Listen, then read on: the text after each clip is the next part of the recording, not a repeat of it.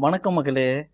Roast brothers என்ன சொல்றாங்கன்னு இந்த வீடியோல பாத்துட்டு வாங்க. கொரோனா வந்துன்னா எதுக்கு ஒரு சிஎம் ஆகணும்?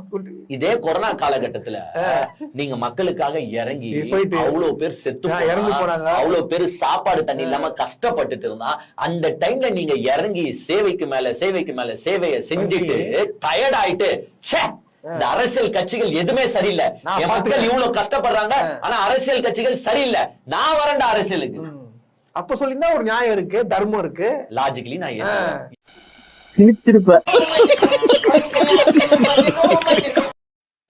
30 வருஷமா கோமால இருந்தீங்களா? அவரு விஜய மக்கள் இயக்கம்னு சொல்லி ஆரம்பிச்சு குருதியும் படிப்பகம் அவர் என்னென்னமோ செஞ்சிருக்காரு. 30 வருஷமா கோமால இருந்துட்டு இப்போ வந்து கொரோனா டைம்ல அதை பண்ணீங்களா இதை பண்ணீங்களா அப்படின்னு கேக்குறாங்க இந்த ரோஸ்ட் பிரதர்ஸ். மக்களே நீங்க சொல்லுங்க, அவர் 30 வருஷமா மக்களுக்கு என்ன பண்ணாருன்னு நீங்க சொல்லுங்க.